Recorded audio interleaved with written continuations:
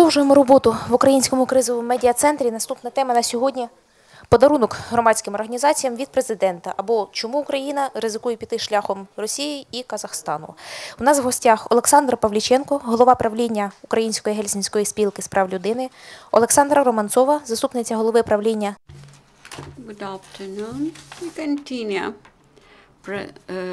our topic. We have Oleksandr Pavlichenko, Oleksandra Romantsova, Zoryan Kis, Olha Skrypnyk, and Tamila Tasheva.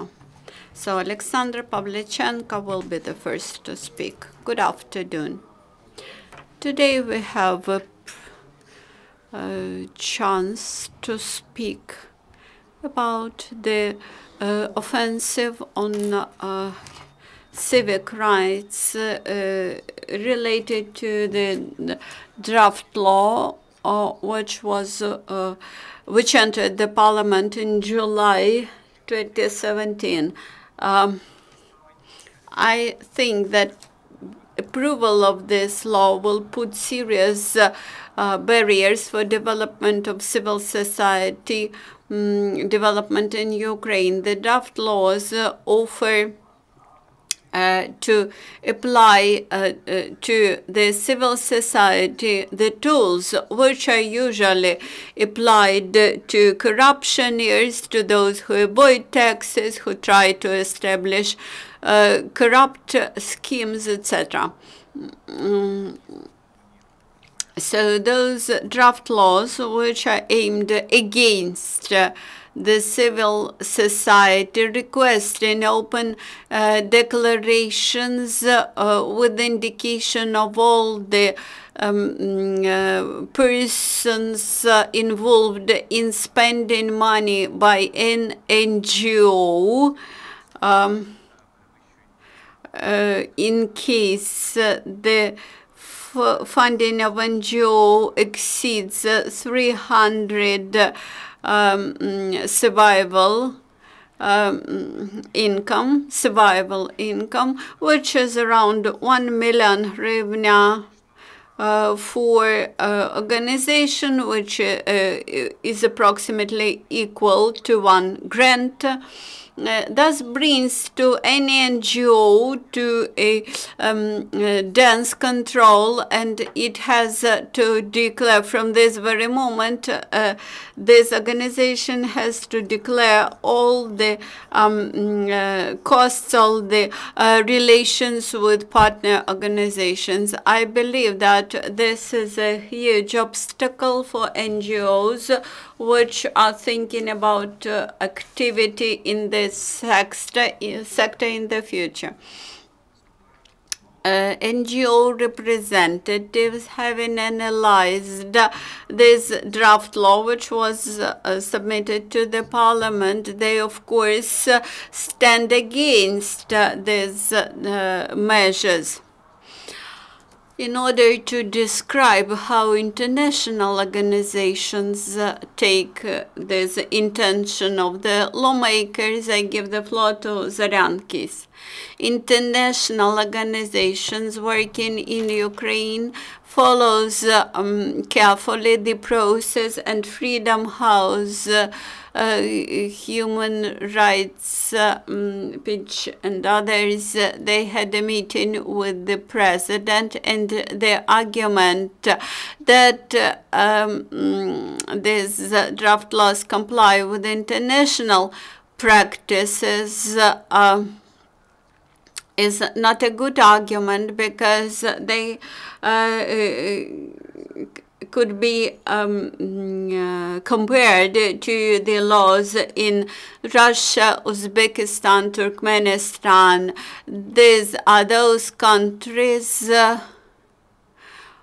which try to impose control in the country over such organizations, and wish to have tools allowing either to paralyze or to close that NGOs that criticize the power.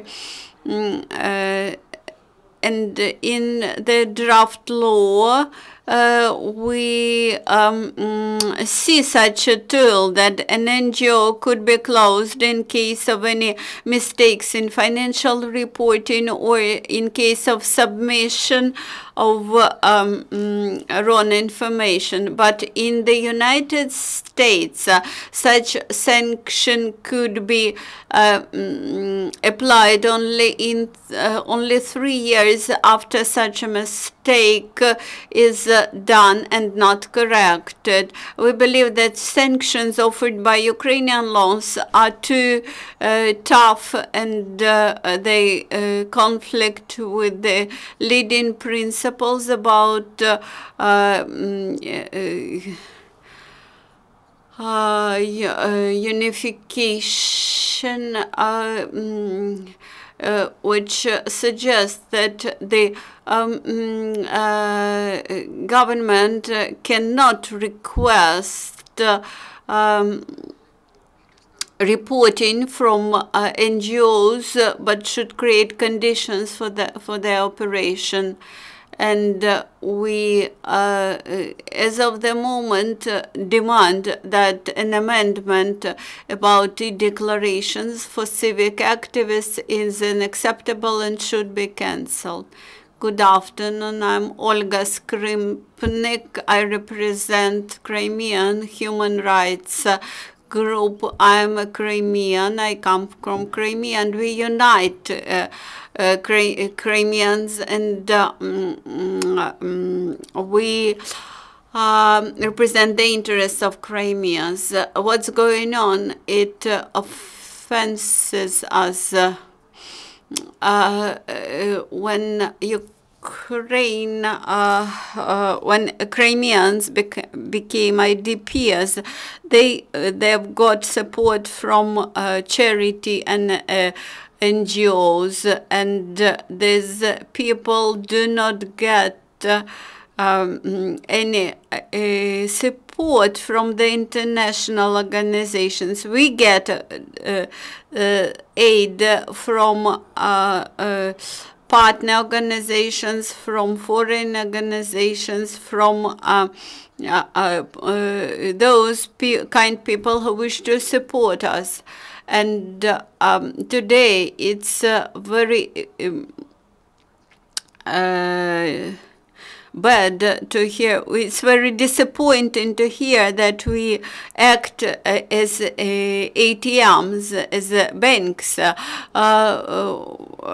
We have our own requirements of reporting to all our donors and sponsors, and additional requests to report to the fiscal services is abusive, because all the entrepreneurs who support us, they submit all their reports, financial reports and fiscal reports, to the fiscal service. So the laws 6674, 6675 will allow to gather all the information about NGO activists and about all the NGOs and partner organizations. Why do the government need this information? To supply FSB with this information in order to allow FSB to find in Crimea those our supporters, relatives of those who support us. So this is my question to the president of the country, why this is needed. I'm happy to give the floor to Tamila Tasheva, who represents Crimsos organization. Good afternoon, dear colleagues. Civil society organizations got united to provide objections against the laws. Actually, this movement started in March 2017 when the president had signed the newly passed law about anti-corruption reporting of NGOs. Now we are suggested the alternative to repeal electronic reporting for civic activists, but for anti-corruption organizations, but to introduce reporting for NGOs and civic activists. Actually, it's like a kind of a blackmail. Either we should agree with the financial reporting for all charity organizations and NGOs, or we support declarations for anti-corruption organizations. In general,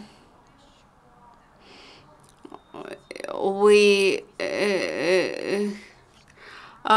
stand for transparency. As an organization, we have to report about our activities. We have to publish the auditors' reports. We are subject to annual audit for all our projects. I would like to add a couple of words about yesterday's meeting of the Council of NGOs under the President of Ukraine. We have expressed some of our objections. During 3 hours, there was very hot discussion. The first statement was that the draft laws, which we mentioned today, should be repealed, and e-declarations for anti-corruption organizations should be cancelled. Also, in order to speed up e-declarations, the amendments should be entered to Verkhovna Rada. But actually, this is impossible because it takes a long time to introduce changes to any draft law after first reading.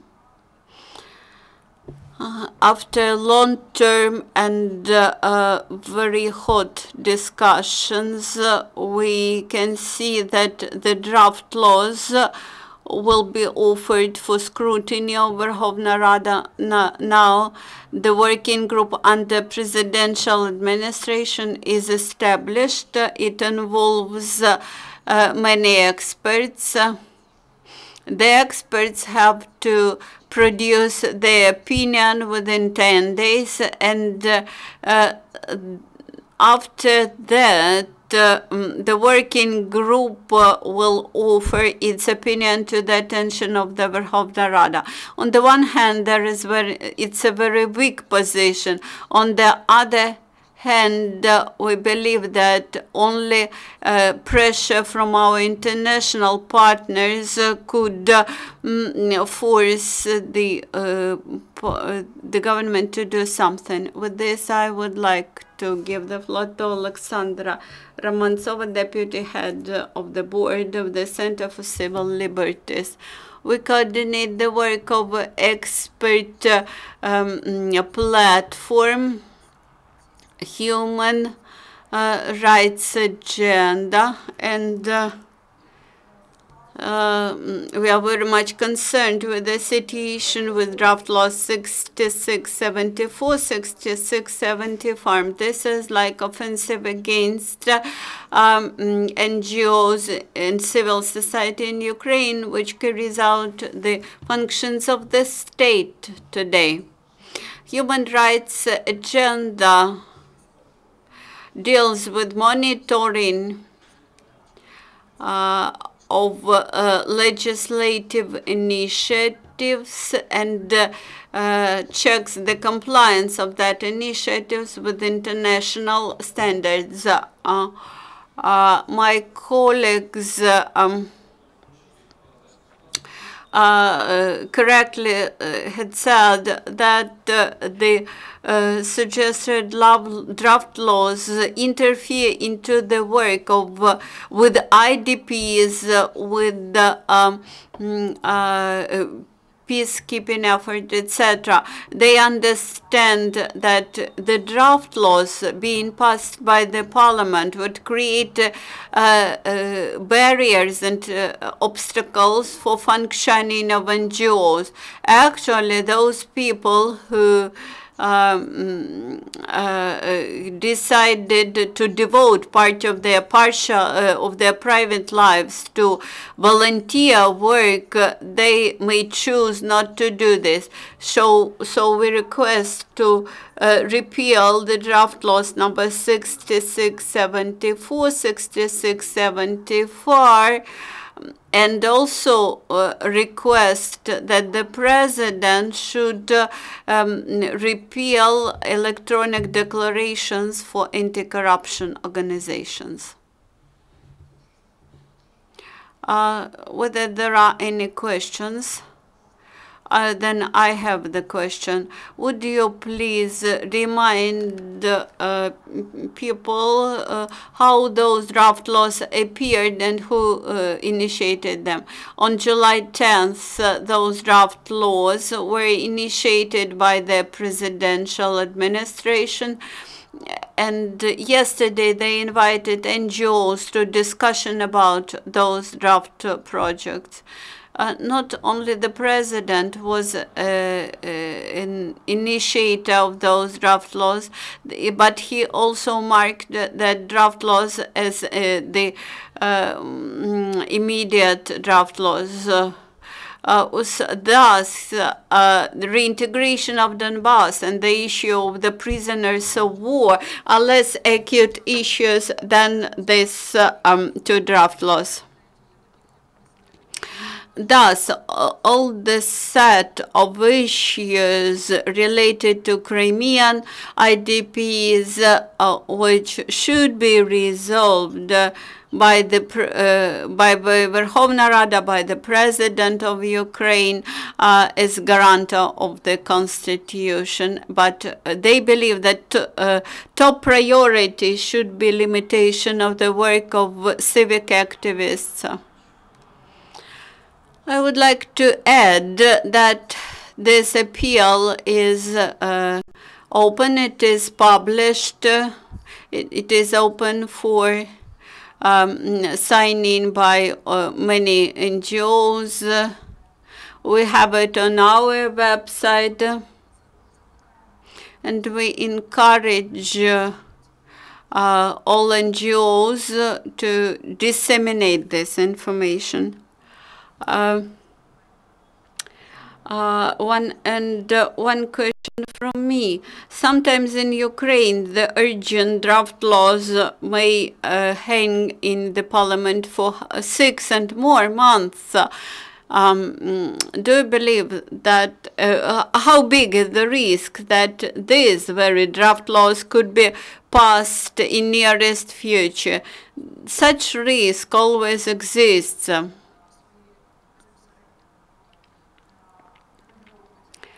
In spite of our everyday work, we have to distract to request for vetoing these draft laws. I fully agree that the risk is huge. The issue is how to proceed with that draft laws.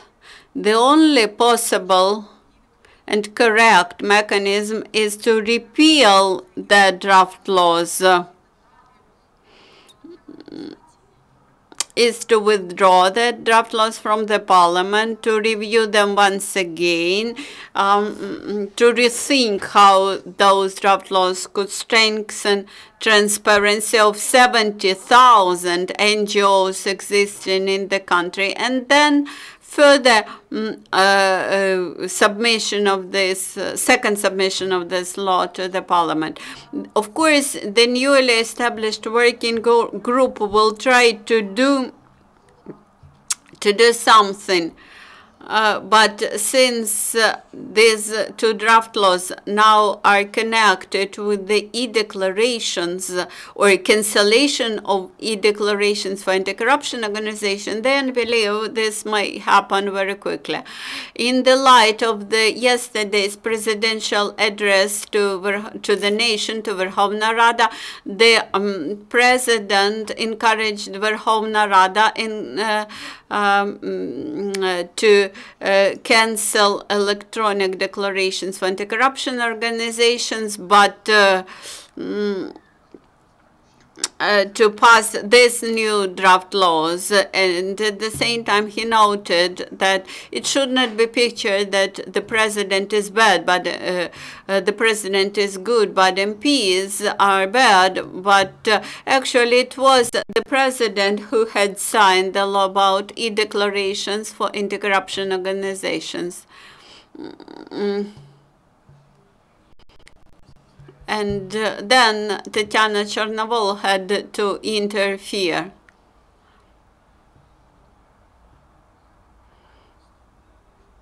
And this demonstrates that our politicians have a short memory, and they are not all honest all